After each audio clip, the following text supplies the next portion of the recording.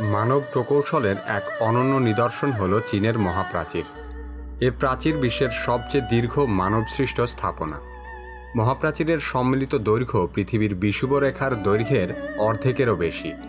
অতীতের এই সামরিক প্রতিরক্ষা স্থাপনা আজ বিশ্ব ঐতিহ্য ও চীনের প্রতীক হয়ে দাঁড়িয়েছে।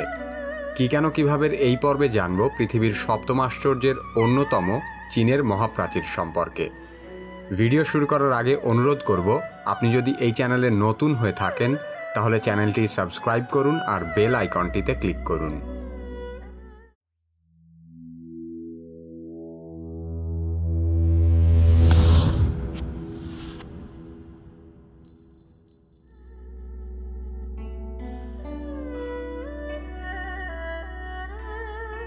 চীনের মহাপ্রাচীর বলতে কোনো একক প্রাচীরকে বোঝায় না। চীনের বিভিন্ন রাজবংশের আমলে তৈরি প্রাচীরগুলোকে একত্রে the great wall of China বলা হয়।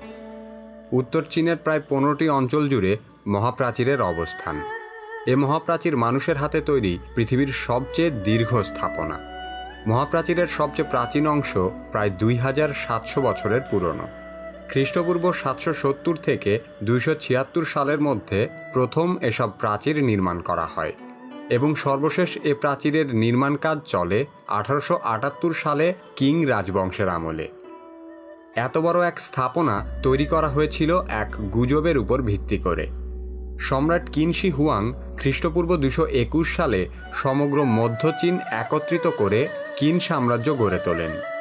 কিন সাম্রাজ্য প্রতিষ্ঠার আগে থেকেই চীনের বেশ কিছু ছোট ছোট রাজ্য শত্রুদের আক্রমণ প্রতিহত করতে প্রাচীর নির্মাণ করেছিল। সম্রাট কিন রাজ্য জয়ের পর এক জাদুকর তাকে বলেছিল উত্তরের যাযাবরেরা একদিন সম্রাট কিনকে ক্ষমতাচ্যুত করবে। ক্ষমতা হারানোর ভয়ে তখন সম্রাট আশেপাশের ছোট ছোট রাজ্যের প্রাচীরগুলোর মধ্যে সংযোগ তৈরি করার আদেশ দেন।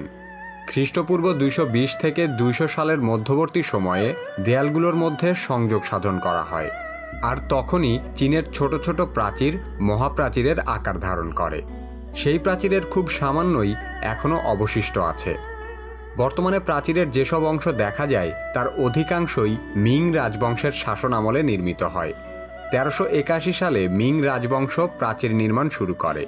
তারা প্রায় 8851 কিলোমিটার প্রাচীর তৈরি করতে সক্ষম হয়েছিল। এসব প্রাচীর নির্মাণের মূল উদ্দেশ্য ছিল চীনের উত্তর সীমান্ত বহিঃশত্রুদের হাত থেকে রক্ষা করা। কোনো কোনো স্থানে 2 বা 3 সারি পর্যন্ত দেয়াল তুলে প্রাচীরের সে উদ্দেশ্য সফল করা হয়েছে। শুরু থেকে শেষ পর্যন্ত মহাপ্রাচীর নির্মাণে অবদান রেখেছে চীনের 20টি রাজবংশ। এসব রাজবংশের শাসনামলে বিভিন্ন ধাপে প্রাচীরের পরিবর্তন, সম্প্রসারণ ও পুনর্নির্মাণ করা হয়। এ সামরিক অবকাঠামো তৈরিতে প্রায় 10 লক্ষেরও বেশি মানুষকে জোরপূর্বক কাজ করানো হয়। সৈনিক, সাধারণ শ্রমিক, বেসামরিক জনতা এবং সাজাপ্রাপ্ত আসামিদেরকে প্রধানত শ্রমিক হিসেবে ব্যবহার করা হয়েছিল। এ প্রাচীর তৈরি করতে গিয়ে বিভিন্ন সময়ে প্রায় 4 লক্ষেরও অধিক লোক মারা যায়। তাদের অনেককেই এসব দেয়ালের মধ্যেই সমাহিত করা হয়। তাই বিশ্বের সবচেয়ে দীর্ঘ এই স্থাপনা সবচেয়ে দীর্ঘ মানব সমাধি হিসেবেও বিবেচিত। এ প্রাচীর সাংহাই পাস থেকে শুরু হয়ে লোপনুর নামক স্থানে গিয়ে শেষ হয়েছে। কয়েক হাজার বছরের বেশি সময় ধরে নির্মিত বিভিন্ন স্থানের প্রাচীরের সম্মিলিত দৈর্ঘ্য প্রায় 21,196 কিলোমিটার, যা পৃথিবীর বিষুবরেখার দৈর্ঘ্যের অর্ধেকেরও বেশি। পৃথিবীর বিষুবরেখার দৈর্ঘ্য হল 40,000 কিলোমিটার। এ প্রাচীরের গড় উচ্চতা প্রায় 20 ফুট এবং সর্বোচ্চ উচ্চতা প্রায় 46 ফুট। ভৌগোলিকভাবে প্রাচীরের অবস্থানের উচ্চতার বেশ তারতম্য রয়েছে, কারণ বিভিন্ন উঁচু নিচু অঞ্চল মিলে প্রাচীরগুলো তৈরি করা হয়েছিল। এ প্রাচীরের সর্বনিম্ন অবস্থান প্রায় সমুদ্রপৃষ্ঠ বরাবর এবং সর্বোচ্চ অবস্থান 4,722 ফুট। চীনের মহাপ্রাচীরের গড় প্রস্থ প্রায় 21.5 ফুট। একে প্রাচীর বলা হলেও এই স্থাপনাটি সাধারণ কোনো প্রাচীর নয়। বিভিন্ন দুর্গ, সেনানিবাস, পর্যবেক্ষণ চৌকি ও আভ্যন্তরীণ পথসহ নানা স্থানে সুবিধাজনক অবকাঠামো তৈরি করা হয়েছিল এই প্রাচীরকে কেন্দ্র করে। একদিকে তিব্বত ও অন্যদিকে চীন সাগরের মতো প্রাকৃতিক বাধা দীর্ঘদিন চীনকে বাইরের আক্রমণ থেকে প্রতিহত করেছে, কিন্তু চীনের উত্তর দিকটা ছিল সম্পূর্ণ অরক্ষিত। তাই উত্তরের হান উপজাতিদের বিরুদ্ধে প্রথম স্তরের নিরাপত্তা ব্যবস্থা হিসেবে এই দেয়াল তৈরি করা হয়েছিল। শত্রুদের প্রতিহত করতে এটি অত্যন্ত কার্যকরী ব্যবস্থা হিসেবে দেখা দেয়, কিন্তু সবসময় এ প্রাচীর চীনের বহিঃশত্রুদের আটকে রাখতে পারেনি। এ দেয়াল ছোট ছোট বহু আক্রমণ ঠেকাতে সক্ষম হলেও চেঙ্গিস খানের নেতৃত্বাধীন মঙ্গল বাহিনী ১৩ শতকে মহাপ্রাচীর ভেদ করতে সক্ষম হয়। যাদেরকে আটকাতে এ প্রাচীর নির্মাণ করা হয়েছিল তারাই পরবর্তীতে ১০০ বছর এ প্রাচীরের নিয়ন্ত্রণ করে। দেয়ালটিতে নিয়মিত বিরতিতে পর্যবেক্ষণ চৌকি রয়েছে। এসব চৌকি অস্ত্র সংরক্ষণ, সেনাবাহিনীর আবাসন এবং ধোঁয়ার সংকেত প্রদানের কাজে ব্যবহৃত হতো। এছাড়া এ দেয়ালকে ঘিরে দীর্ঘ বিরতিতে সেনাঘাঁটি এবং একাধিক প্রশাসনিক কেন্দ্র ছিল। শত্রুদের অবস্থান জানার জন্য পর্যবেক্ষণ চৌকি ছাড়াও পাহাড়ের উঁচু জায়গায় সংকেত টাওয়ার স্থাপন করা হয়েছিল। বর্তমানে চীনের মহাপ্রাচীরের যে সমস্ত অংশ টিকে আছে তার অধিকাংশই মিং রাজবংশের আমলে তৈরি। উঁচু উঁচু পর্যবেক্ষণ দুর্গগুলোও সে সময়ই নির্মাণ করা হয়। অনেকে বলে থাকে চীনের প্রাচীর চাঁদ থেকেও দেখা যায়, কিন্তু ব্যাপারটা মোটেও সত্যি নয়। এমনকি পৃথিবীর নিম্ন কক্ষপথ থেকেও খালি চোখে এ প্রাচীর দেখা যায় না। একটি চুলকে যেমন ৩ কিলোমিটার দূর থেকে খালি চোখে দেখা সম্ভব নয়, ঠিক তেমনি মহাকাশ থেকেও এ প্রাচীর খালি চোখে দেখা যায় না। তবে বিশেষ দূরবীনের সাহায্যে মহাকাশ থেকে চীনের প্রাচীর দেখা যায়। যে প্রাচীর নির্মাণ করা হয়েছিল বিদেশিদের প্রবেশ ঠেকাতে, আজকে সেই প্রাচীরই অসংখ্য বিদেশিকে টেনে আনছে তার কাছে। প্রতি বছর দেশি বিদেশি প্রায় ৫ কোটিরও বেশি লোক চীনের মহাপ্রাচীর ভ্রমণ করতে আসে।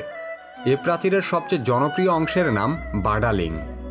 বেইজিং থেকে ৭০ কিলোমিটার উত্তর পশ্চিমে অবস্থিত বাডালিংয়ের প্রাচীর এখনও পর্যন্ত সর্বোচ্চ মানে সংরক্ষিত রয়েছে। আধুনিককালে প্রায় ৪৫০ শতাধিক রাষ্ট্রপ্রধান চীনের প্রাচীর পরিদর্শন করেন। তার মধ্যে শুধু এই বাডালিং অংশেই সফর করেছেন প্রায় ৩০০ জন রাষ্ট্রনেতা। চীনের প্রাচীর কেন্দ্রিক পর্যটনের এটিই সবচেয়ে ব্যস্ততম অংশ। এই অংশের প্রাচীর নিয়মিত সংস্কার করা হয়, তবে বাডালিংয়ের আশেপাশের দেয়ালগুলোর অবস্থা খুব একটা ভালো নয়, তাই সেসব জায়গায় পর্যটকদের যেতে অনুৎসাহিত করা হয়।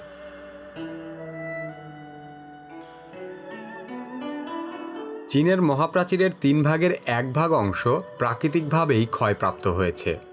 বেইজিং সহ অন্যান্য পর্যটন কেন্দ্রগুলোর নিকটস্থ প্রাচীর বিভিন্ন সময়ে মেরামত করা হয়েছে। উত্তর পশ্চিমের গানসু ও নিংজিয়া প্রদেশের প্রাচীর সবচেয়ে বেশি ক্ষতিগ্রস্ত হয়েছে। বর্তমানেও এখানকার প্রাচীর সবচেয়ে দ্রুত ক্ষয়প্রাপ্ত হচ্ছে। ধারণা করা হয় প্রাকৃতিক ও মানবসৃষ্ট কারণে আগামী ২০ বছরের মধ্যে এই দুই প্রদেশের প্রাচীর সম্পূর্ণ বিলুপ্ত হয়ে যাবে। তবে সামগ্রিকভাবে চীনের প্রাচীরের সবচেয়ে বড় ক্ষতি হয় ১৯৬০-৭০-এর দশকে চলা চীনের সাংস্কৃতিক বিপ্লবের সময়। তখন দেয়ালের ক্ষতিগ্রস্ত অংশের পাথর ব্যবহার করে রাস্তাঘাট সহ বহু সাধারণ মানুষের ঘরবাড়ি তৈরি করা হয়।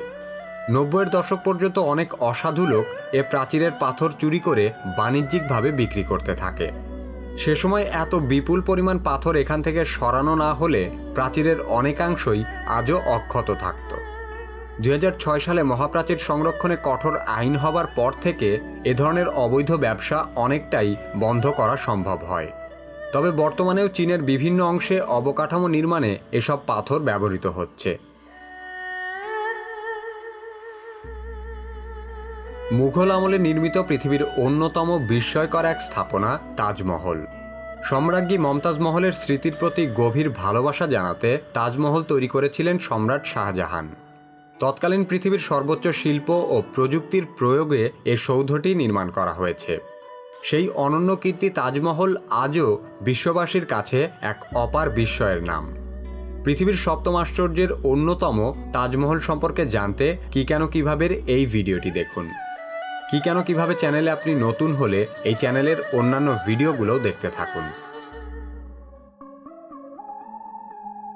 এ ধরনের ভিডিও নিয়মিত দেখতে চাইলে কি কেন কিভাবে সাবস্ক্রাইব করুন। আমাদের পরবর্তী ভিডিও আপলোড হওয়ার সাথে সাথে দেখতে চাইলে সাবস্ক্রাইব বাটনের পাশে বেল আইকনটিতে ক্লিক করুন। এই ভিডিওটি ভালো লাগলে লাইক করুন, বন্ধুদের সাথে শেয়ার করুন। আমাদের চ্যানেলে কি ধরনের ভিডিও দেখতে চান তা কমেন্টে লিখে জানান।